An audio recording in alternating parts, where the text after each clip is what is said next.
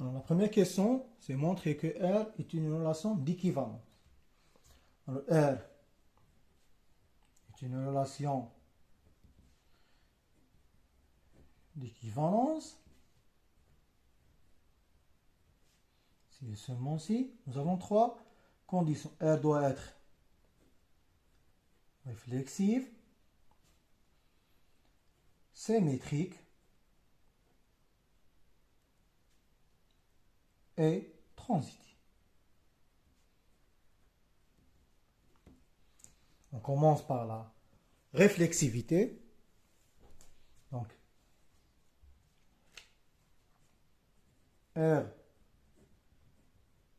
réflexive, si et seulement si, quel que soit x appartenant à R, d'accord, x appartenant à R, il faut que x tombe ensemble avec x. Alors, qu'est-ce qu'on fait? Il faut remplacer le y par x et on va voir est-ce qu'on a l'égalité. D'accord? Alors, nous avons, c'est très simple, x au carré moins x au carré. Lorsqu'on a une égalité, on calcule chaque quantité, on va voir est-ce qu'on a l'égalité. Égale à 0 et x moins x égale à 0, ce qui implique que x au carré moins x au carré c'est égal à x moins x, ce qui implique que x est en relation avec x. Donc,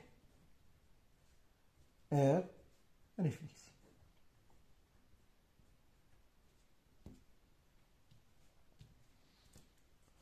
Deuxièmement, la symétrie.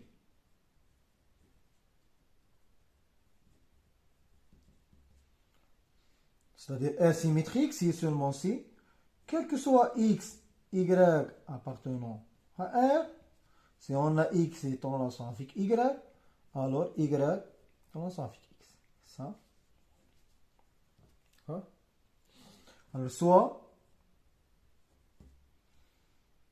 x, y appartenant à R. Alors, notre hypothèse c'est quoi? C'est x est en relation avec y. C'est-à-dire que x à la puissance 2 moins y à la puissance 2, c'est égal à x moins y. Alors, quel est le problème? Est-ce que y est en relation avec x? Alors, toujours vous écrivez le problème pour voir quelle est la relation qu'on doit déterminer. Bon, y au carré moins x au carré, c'est égal à y moins x. D'accord?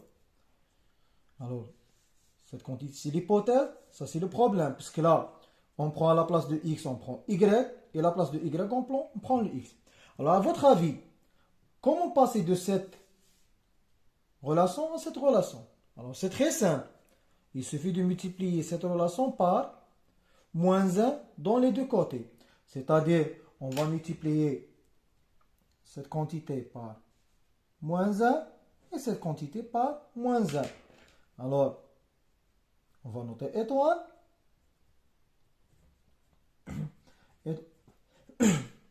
Pardon, c'est y au carré moins x au carré qui est égal, lorsqu'on multiplie par moins 1, c'est y moins x. C'est équivalent à dire que y est en relation avec x, c'est équivalent à dire que R c'est symétrique. Vous voyez, c'est très simple. Après, transversalité, transitivité, pardon, R transitive, c'est seulement si. On prend maintenant trois éléments, quel que soit x, y, z appartient à R. Si on a x est en relation avec y, y est en relation avec z, alors x est en relation avec z. Alors, toujours on va écrire soit x, y, z appartient à R. On va écrire l'hypothèse. C'est x est en relation avec y. Nous avons deux hypothèses. Y est en relation avec z, c'est-à-dire que x au carré moins y au carré, c'est égal à x moins y. Et après, là, y au carré moins z au carré, c'est égal à y moins z. Nous avons deux hypothèses. Et quel est le problème? Le problème, est-ce que x est en relation avec z? C'est-à-dire, est-ce que x au carré moins z au carré, c'est égal à x moins z? Alors, d'après ces deux relations, on doit trouver cette dernière. Alors, c'est très simple. Il suffit de faire l'addition. Si on fait l'addition, alors il y a un y au carré qui va disparaître. Et là, nous avons un y qui va disparaître. Alors, de là, on va trouver que x au carré de ces deux quantités, c'est-à-dire de ces deux hypothèses, on va trouver que x au carré, ça on fait l'addition, moins z au carré, c'est égal à x moins z. Ce qui implique, là, puisque là, nous avons un point d'interrogation, c'est-à-dire le problème. Donc, on a arrivé à notre problème, ce qui implique que x est en relation avec z. On a trouvé ce qui implique que R transitif. Donc, vous voyez, on a montré que R est réflexive, symétrique et transitive. Alors, conclusion, R est une relation d'équivalence.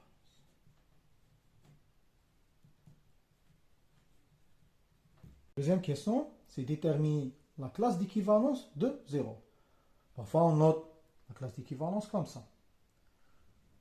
0 avec un point. D'accord? C'est la même chose. D'accord? C'est quoi la classe d'équivalence? C'est égal. C'est l'ensemble, c'est un ensemble, d'accord? Donc, c'est un ensemble qui contient tous les éléments qui sont en relation avec 0. C'est-à-dire tous les éléments, travaille dans R, qui sont en relation avec 0. C'est-à-dire que x est en relation avec 0. Alors là, on écrit x en relation avec 0 ou bien 0 est en relation avec x, c'est la même chose. Puisque la relation est une relation d'équivalence, elle est symétrique.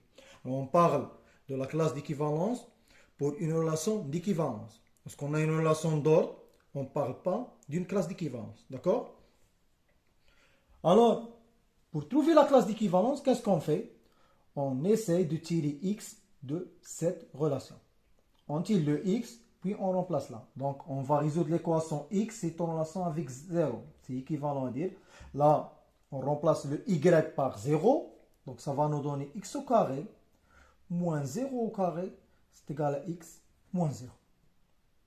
C'est équivalent à dire que x au carré égale à x. Et faites attention, là, on ne simplifie pas par x. D'accord? On ne simplifie pas par x. D'accord? Parce que x peut être égal à 0 et on ne peut pas simplifier par 0. Donc, qu'est-ce qu'on fait? Alors, ça va être égal à x au carré moins x égale à 0. Et après, on tire le x. C'est x fois x moins 1 égale à 0. Un produit est nul si l'une des deux quantités est égale à 0. C'est équivalent à dire que x égale à 0 ou bien x moins 1 égale à 0, c'est-à-dire x égale à 1. Donc la classe d'équivalence, c'est tout simplement tous les éléments qu'on a trouvés, c'est-à-dire on a trouvé deux éléments, c'est-à-dire 0 et 1. Une chose très importante, c'est que la classe d'équivalence de 0 contient le 0. La classe d'équivalence de 1 contient au moins le 1. C'est pour ça qu'on dit que la classe d'équivalence d'un élément, x par exemple, ne sera jamais nulle. Car x appartient à la classe d'équivalence. Ça, c'est très important. Alors, si vous trouvez une classe ne contient pas notre élément, alors il y a une erreur. D'accord? La classe d'équivalence, toujours, il contient cet élément. C'est-à-dire, si on cherche la classe d'équivalence de 1, alors il contient le 1. Si on cherche la classe d'équivalence de 3, par exemple, on a là au moins 3. On a au moins 3. D'accord? Donc, nous avons cette propriété, c'est-à-dire la classe d'équivalence ne sera jamais nulle. D'accord? Il contient au moins notre élément. Après, la deuxième question, il nous demande de montrer que 1 est en relation avec 0. D'accord? Ça, c'est très simple. Nous avons, il suffit de remplacer x par 1 et y par 0 et voir est-ce qu'on a l'égalité. Nous avons 1 au carré moins 0 au carré. C'est égal à 1 moins 0. Alors cette quantité c'est égal à 1, cette quantité c'est égal à 1, ce qui implique que 1 est en relation avec 0. D'accord? Alors on déduit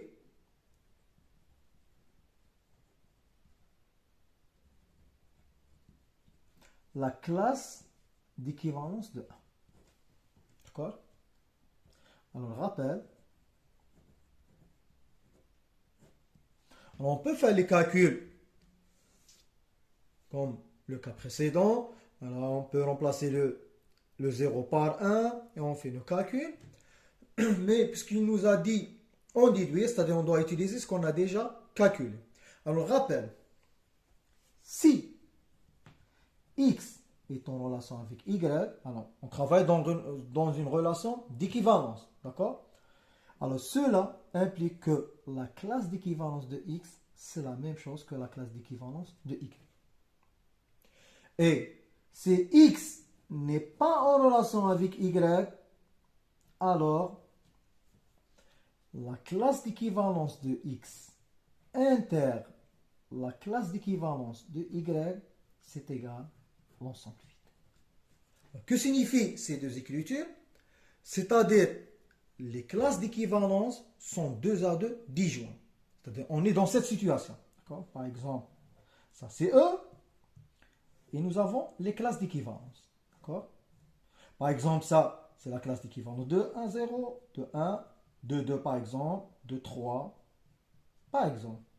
Vous voyez que l'intersection des classes d'équivalence, c'est l'ensemble vide. Si on fait la réunion de toutes les classes d'équivalence, on trouve le E. Alors, si on a un élément là, par exemple 10, d'accord? Alors 10 appartient à la classe d'équivalence de 1, ou bien on peut noter, d'accord, la classe d'équivalence de 1, on a déjà noté, c'est la classe d'équivalence. C'est juste une notation. Alors si on prend, par exemple, si on trouve un 10 dans la classe d'équivalence de 1, alors la classe d'équivalence de 10, c'est la classe d'équivalence de 1. C'est la même chose. D'accord? Donc, par exemple, dans notre cas, on a prouvé que 1 est en relation avec 0, c'est-à-dire, ce qui implique que la classe d'équivalence de 1 est égale, enfin, on va garder la notation classique. C'est tout simplement la classe d'équivalence de 0 qu'on a déjà calculé, c'est 0. Alors on dit que l'ensemble des classes d'équivalence forme une partition de E. C'est une partition, c'est-à-dire l'intersection. Ils sont 2 à 2 disjoints, c'est-à-dire l'intersection est égale le vide. Et la réunion de toutes les classes est égale à l'ensemble E. D'accord? C'est une propriété très importante. Si on a deux éléments qui sont en relation, alors ils ont la même classe. Vous n'êtes pas obligé de calculer la classe d'équivalence de 1. Alors, il suffit de prouver que 1 est en relation avec 0 pour dire que la classe d'équivalence de 1, c'est tout simplement la classe d'équivalence de 0. Alors, maintenant, on va déterminer la classe d'équivalence de 1,5. On fait la même chose. C'est l'ensemble de tous les éléments qui sont en relation avec 1,5, c'est-à-dire l'ensemble des x appartient à R, tel que x est en relation avec 1,5. On va résoudre cette équation et on va voir qu'est-ce qu'on va trouver comme valeur. Alors x est en relation avec 1,5, c'est équivalent à dire que x au carré moins 1,5 au carré, c'est égal à x moins 1. Donc, c'est une équation de second ordre. On peut calculer le discriminant et déterminer les valeurs possibles de x. Sinon, on peut faire une autre chose. Là, voilà, c'est x au carré moins y au carré, c'est-à-dire a au carré moins b au carré, c'est a moins b fois a plus b. Donc, c'est x moins 1,5 fois x plus 1,5 égale x moins 1,5. Alors, on ramène cette quantité là. Donc, on fait sortir le... Sinon, on va écrire relation moins x moins 1 demi égale à 0. On peut faire sortir x moins 1 demi comme facteur. Alors, si vous vous rappelez, je vous ai déjà dit que la classe d'équivalence de 1 demi contient au moins le 1 demi. D'accord? Donc, c'est x moins 1 demi. On doit trouver 1 demi comme racine. Donc, x plus 1 demi. Là. Et là, il nous reste un 1 égale à 0. Alors, cette quantité va être égale à x moins 1 demi. Donc, c'est x moins 1 demi au carré égale à 0. Ce qui implique que x égale à 1 demi. Vous voyez, on a trouvé une seule valeur. Par contre là, vous voyez, nous avons trouvé deux valeurs. La classe d'équivalence de 0 contient deux éléments. La classe d'équivalence de 1 contient deux éléments. Mais la classe d'équivalence de 1 demi, c'est égal, tout simplement, un ensemble qui contient un élément. Ce n'est pas un élément, mais c'est un ensemble qui contient un seul élément. Maintenant, on va déterminer la classe d'équivalence de x. Là, x quelconque. Si vous vous rappelez, on a calculé la classe d'équivalence de 0, de 1, de 1 demi. Maintenant, c'est la classe d'équivalence d'un élément quelconque. Alors, c'est un ensemble toujours de tous les éléments qui sont en relation avec x. D'accord? L'ensemble des y appartient à eux, tel que x dans l'ensemble avec y. Alors là, il faut tirer le y. On cherche le y. Là, x est fixé. D'accord? C'est l'ensemble des y. Alors, on doit chercher y en fonction de x. En fonction de x. D'accord? Parce que la classe d'équivalence d'un élément, c'est-à-dire on fixe l'élément et on doit chercher les éléments qui sont en relation avec x. Alors, on va résoudre l'équation x en relation avec y. Alors, on va faire la même chose, mais juste à la place de 0, par exemple, nous avons x, et à la place de x, nous avons un y. C'est tout. Donc, c'est équivalent à dire, rappelez bien, on doit tirer le y. C'est x au carré moins y au carré, c'est égal à x moins y. Bon, c'est équivalent à dire, on peut écrire cette relation sous la forme x moins y fois x plus y égale x moins y. Et faites attention, ne faites pas la simplification par x moins y, d'accord? Donc, c'est équivalent à dire, on va ramener cette quantité-là.